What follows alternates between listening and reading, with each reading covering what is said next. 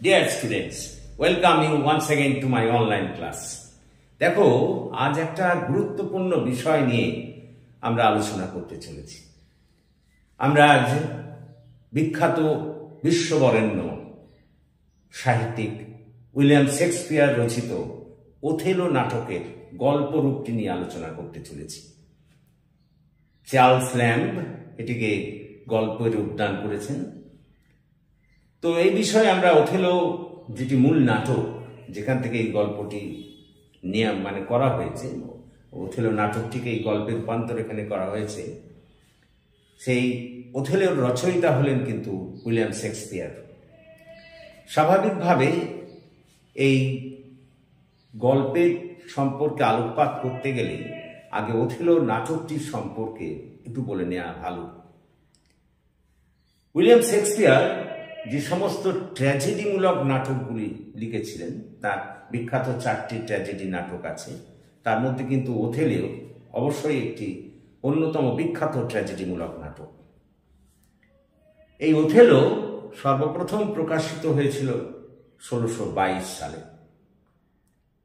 মূলত মানুষের দোষ গুণকে কেন্দ্র করে এই নাটকটি গড়ে উঠেছিল। চার্লস ল্যাম্ব এই ওথেলো নাটকটিকে অতি সুন্দরভাবে গল্পে রূপান্তর করেছেন।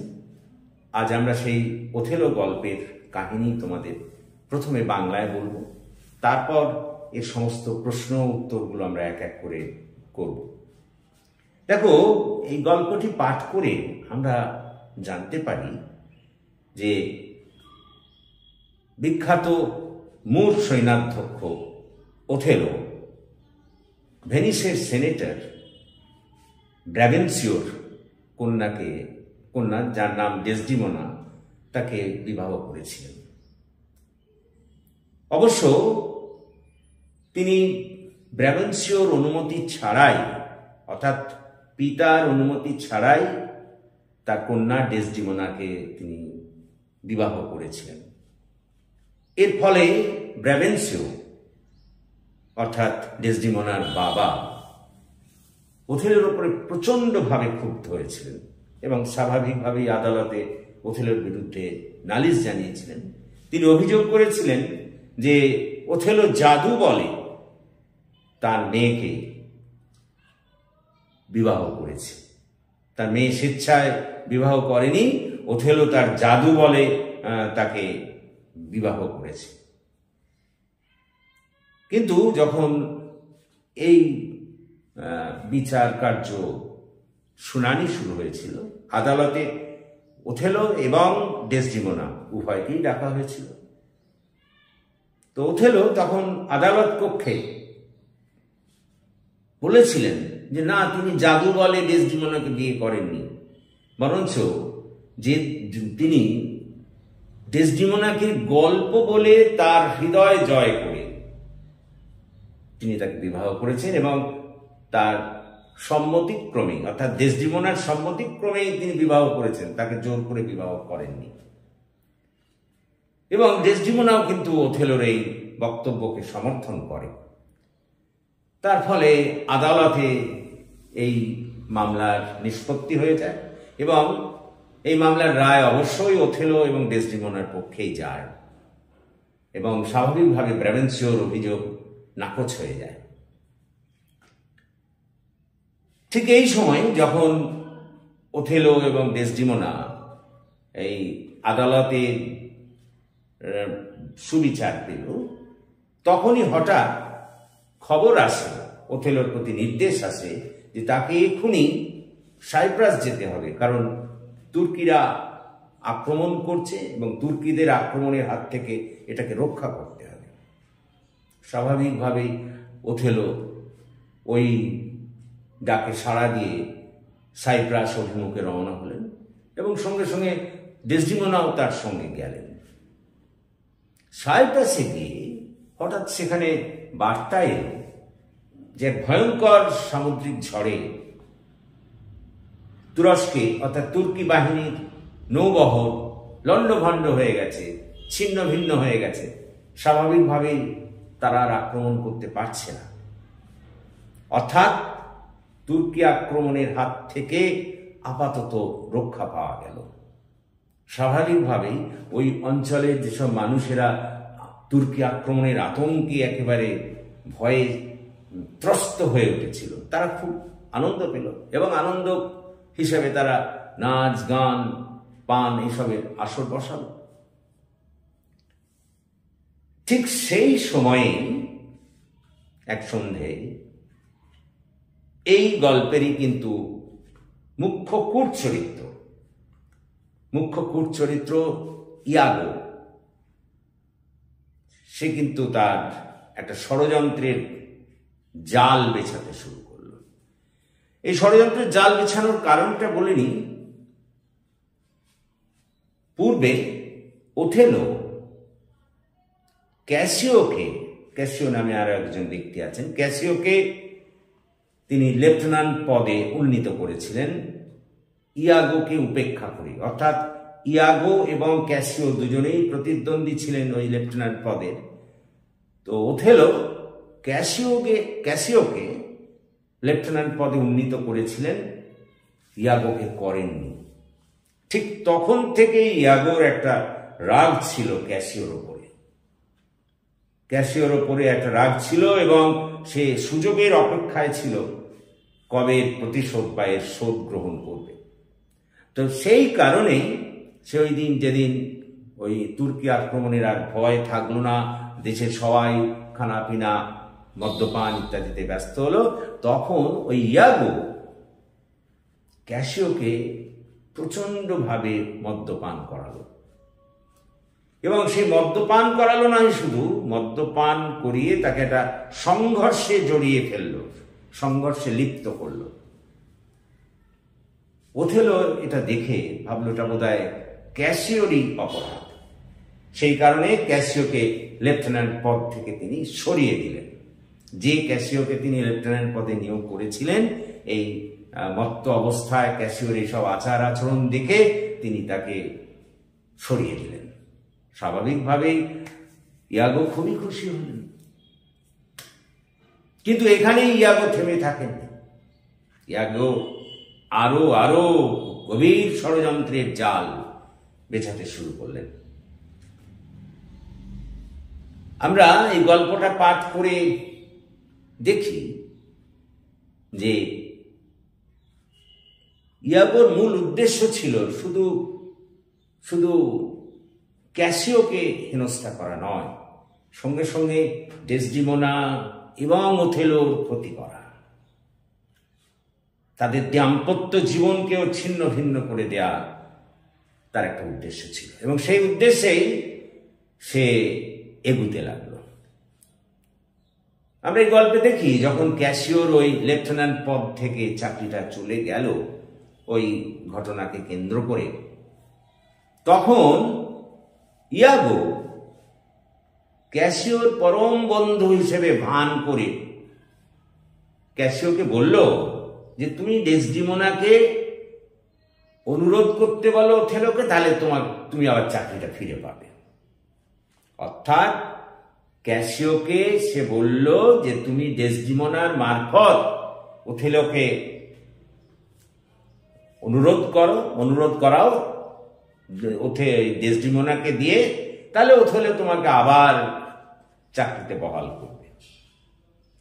এটা কিন্তু ইয়াগো ক্যাসিওর ভালোর জন্য করেনি, এটা তার আসল উদ্দেশ্য ছিল এইভাবে একটা ওথেলোর মধ্যে মনোভাব সৃষ্টি করা যে ক্যাসিওর প্রতি ডেসডিমোনার একটা দুর্বলতা আছে, বা উল্টোভাবেও বলা যায় যে ক্যাসিও ডেসডিমোনার প্রতি দুর্বল। সেই কারণেই তো ডেসডিমোনাকে দিয়ে তার কাছে এরকম অনুরোধ করছে। এই সন্দেহের বীজটা ইয়াগো কিন্তু ওথেলোর মধ্যে বপন করে দিল। এবং এখানেই ইয়াগো থেমে থাকলো না, বললাম না সে হচ্ছে কূট চরিত্র। এখানে সে এটাও বলল ওথেলোকে যে সে নিজের চোখে দেখেছে ক্যাসিও ডেসডিমোনার রুমাল ব্যবহার করছে। প্রসঙ্গত বলে রাখি ডেসডিমোনাকে ওই রুমালটি প্রেমের উপহার স্বরূপ ওথেলোই দিয়েছিল, সেই রুমালটা নাকি ডেসডিমোনা ক্যাসিওকে দিয়েছে এবং ক্যাসিও সেই রুমালকে ব্যবহার করছে এমন অবস্থায় দেখেছে ইয়াগো। এই কথাটা সে ওথেলোকে জানালো। ইয়াগো ওথেলোকে বলল যে সে দেখেছে নিজের চোখে ডেসডিমোনা রুমাল ব্যবহার করছে ক্যাসিও। এই কথা শুনে অবশ্যই ওথেলো ক্ষুব্ধ হল, কারণ এটা সে ডেসডিমোনাকে দিয়েছিল তার প্রেমের উপহার স্বরূপ, আর সেটাই নাকি সে আবার ডেসডিমোনা ক্যাসিওকে দিয়ে দিয়েছে। তাহলে তো ডেসডিমোনার সঙ্গে ক্যাসিওর একটা অবৈধ সম্পর্ক গড়ে উঠেছে। তো এটা নিশ্চিত করার জন্য সে প্রমাণের অপেক্ষায় রইল, যেটা প্রমাণ করতে হবে। তো একদিন ওথেলো ডেসডিমোনাকে হঠাৎ গিয়ে বলল, এই আমি যে তোমাকে রুমালটা দিয়েছিলাম আমার প্রেমের উপহার স্বরূপ, দাও ওই রুমালটা আমাকে একটু ফিরিয়ে দাও, আমাকে দাও। দুর্ভাগ্যবশত ডেসডিমোনা তখন ওই রুমালটা ফিরিয়ে দিতে পারেনি, কোনো কারণে ফিরিয়ে দিতে পারেনি। তখন ওথেলোর মনে এই নিশ্চিত ধারণা হলো যে তাহলে তো ইয়াগো ঠিকই বলেছে, আমাকে তো এখন রুমালটা দিতে পারছে না, ডেসডিমোনা তো আমাকে রুমালটা দিতে পারছে না, তার মানে ডেসডিমোনা নিশ্চিতভাবেই ওই রুমালটা ক্যাসিওকে দিয়ে দিয়েছে। অর্থাৎ ওথেলো মনে মনে এটা স্থির সিদ্ধান্তে এলো যে ডেসডিমোনার সঙ্গে ক্যাসিওর একটা অবৈধ সম্পর্ক গড়ে উঠেছে। স্বাভাবিকভাবেই এটা সে মনে প্রাণে কোনোভাবেই মেনে নিতে পারল না এবং সে হঠকারিতার পরিচয় দিয়ে কোনো দিক ভেদ না ভাবনা চিন্তা করে হত্যা করলো ডেসডিমোনাকে। হ্যাঁ, একেবারেই হত্যা করে ফেলল। আর ঠিক তখনই সেখানে ক্যাসিও রক্তাক্ত অবস্থায় এসে হাজির হলো। কেউ তাকে আক্রমণ করেছে, আঘাত করেছে, ক্ষতবিক্ষত চেহারা নিয়ে সে হাজির হলো। তখন ওথেলো ওই যে আক্রমণ করেছিল ক্যাসিওকে তার পকেট থেকে কিছু কাগজপত্র পেল এবং ওই কাগজপত্র থেকে সে বুঝতে পারল যে ক্যাসিও বা ডেসডিমোনা কেউই অপরাধী নয়, না তাদের মধ্যে কোনো অবৈধ সম্পর্ক নেই। এটা বুঝতে পারল ওথেলো যখন ওই ক্যাসিওর আক্রমণকারীর পকেট থেকে বিভিন্ন কাগজপত্র সে পেল। উভয়েই যে নির্দোষ, ক্যাসিও এবং ডেসডিমোনা উভয়েই যে নির্দোষ, তখন কিন্তু সে বুঝতে পারল। কিন্তু তখন আর কি করার, তখন তো ডেসডিমোনা অলরেডি মারা গেছে, ডেসডিমোনাকে সে তো হত্যাই করে ফেলেছে। এই কারণে একটা অনুশোচনায় অনুতাপে তার দগ্ধ গোটা হৃদয়। সেই কারণে সে নিজেকে আত্মহত্যা করলো, অর্থাৎ ওথেলো আত্মহত্যা করেও মারা গেল। তবে তোমাদের বলে রাখি, ইয়াগো খুব শান্তি পায়নি। ইয়াগো প্রচন্ড নির্যাতন সহ এসব ঘটনা যখন সব জানাজানি হলো, ইয়াগোকেও প্রচন্ড নির্যাতন সহ তাকেও প্রাণদণ্ডে দণ্ডিত করা হলো। তাহলে দেখো কেন ট্র্যাজেডি নাটক বলছি, এক তো নায়ক নায়িকা ও ক্যাসিও ইয়াগো সকলেই কিন্তু মারা গেল। এই জন্যই তো এটাকে বলা হয়েছে একটা ট্র্যাজেডিমূলক নাটক, বিয়োগান্ত নাটক, কারণ শেষে এখানে মিল নেই, বিয়োগান্তক পরিস্থিতি আছে। সুতরাং চার্লস ল্যাম্ব ওথেলো নাটকটির এই বিখ্যাত নাটকটি, শেক্সপিয়ারের এই বিখ্যাত নাটকটিকে অতি সুন্দরভাবে গল্প আকার এখানে তুলে ধরেছেন। দেখো, এই যে তোমাদের আমি কাহিনীটা বললাম, এই কাহিনীটা একটু বিচার যদি করো, তোমরা যদি অ্যানালাইজ করো, তাহলে দেখবে এখানে মুখ্য চরিত্র কিন্তু 4টে আছে। ওথেলো হলো নায়ক, ডেসডিমোনা হলো নায়িকা, ক্যাসিও তাদেরই বন্ধু লোক বলতে পারো, তাদের খুব শহীদ, আর আমাদের ইয়াগো হচ্ছে কিন্তু একজন কূট চরিত্র। এই 4টি মুখ্য চরিত্র নিয়ে এটা গড়ে উঠেছে। হ্যাঁ, পাশাপাশি আরো কিছু চরিত্র আছে, ব্রাবেন্সিও মানে আমাদের ওই ওথেলোর বাবা, সরি ডেসডিমোনার বাবা ব্রাভেন্সিও ইত্যাদি ইত্যাদি আরো এরকম ছোট কিছু পার্শ্ব চরিত্র আছে। এই নিয়েই গড়ে উঠেছে আমাদের এই গল্প ওথেলো। এখানে তোমাদের যেসব প্রশ্নগুলো আসে, যেমন মনে করো ওথেলোর চরিত্র লিখতে দেয়, ডেসডিমোনার চরিত্র লিখতে দিতে পারে, ক্যাসিও চরিত্র লিখতে দিতে পারে, বা ইয়াগোরও চরিত্র লিখতে দিতে পারে। তারপরে যে মূল প্রশ্নটা হয় যে ট্র্যাজেডি গল্প হিসেবে এটা কতখানি সার্থক, সেই প্রশ্নও দিতে পারে। কতটা বোঝার চেষ্টা করো, বা এই গল্পটার নামকরণ ওথেলো কতটা সার্থক হয়েছে। ডেসডিমোনার নামেও তো নামকরণ করা যেত, কেন ওথেলো করা হলো? নামকরণের সার্থকতা বিচারও করতে দেন। সুতরাং এই সব প্রশ্ন আমি এক এক করে করাবো, তোমরা শুধু আমার এই চ্যানেলকে ফলো করতে থাকো। আশা করি তোমরা আজকের এই আলোচনা বুঝতে পেরেছো। যদি তোমরা বুঝতে পারো তাহলে তোমরা এই চ্যানেলটিকে সাবস্ক্রাইব করো, আমার পাশে থাকো, এবং যাতে আমরা এই চ্যানেলটিকে আরো এগিয়ে নিয়ে যেতে পারি, তোমাদের কাজে আসতে পারি, তোমাদের সহযোগিতা করতে পারি। সুতরাং এই বলি আজকে শেষ করছি। Thank you for watching and listening. Please comment, share and subscribe my channel.